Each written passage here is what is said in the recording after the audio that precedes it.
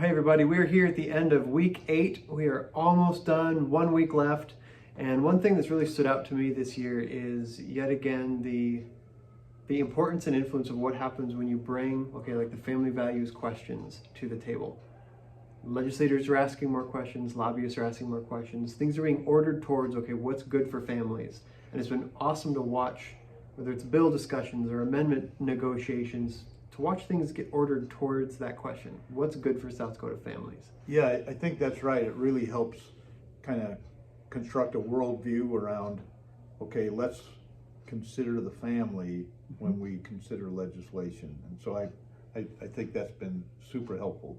It's been good to see this year. Yeah. So we want to go through, 7, I think, bills, just rapid fire here at the end of week 8. We'll start with the bill that didn't make it through, and that was the Parental Bill of Rights, or the Senate Bill 190 was the number for it. It would have applied strict scrutiny, which is a legal standard which the state restricting itself when it acts, when it would infringe on your parental rights. This is what the state does for things like religious freedom or speech.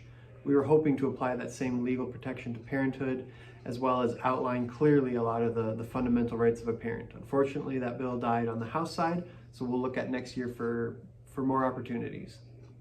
And then we've got the Senate Bill 198. Schools need to have a policy about access to cell phones. Put the phones away.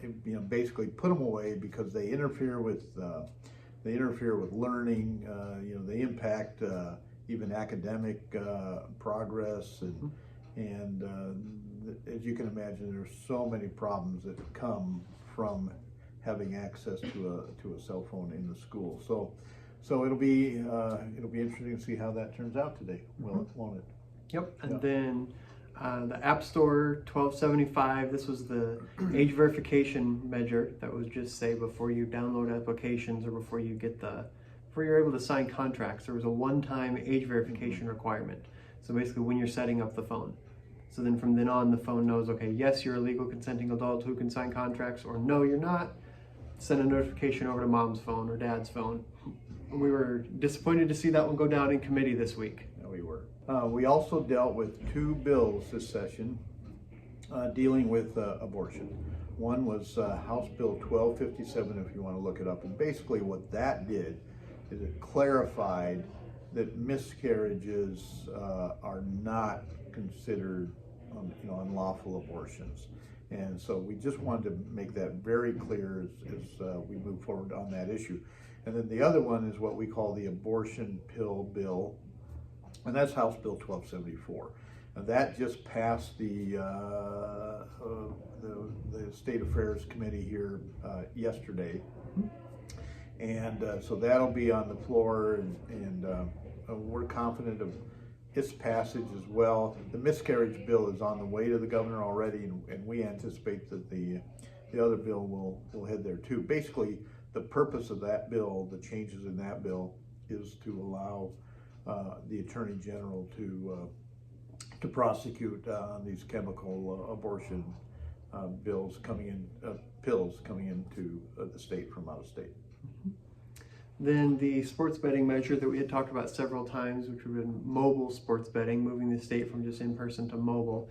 The bill was killed in committee, but we were expecting, again, a smoke out onto the House floor. Again, the smoke out is when the floor forces the committee to deliver the bill.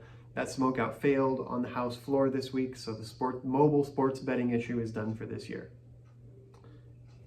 Last but not least is a bill to define in statute in South Dakota what a man is and what a woman is. And it's just to clarify all throughout our code that basically a man is based on the biological structure of the man in life, and likewise for the woman.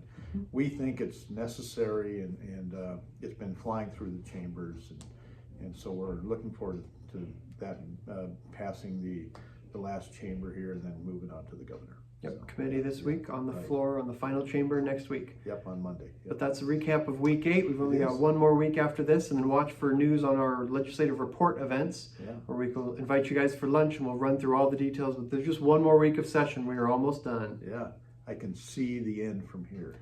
I can see the end. Yeah.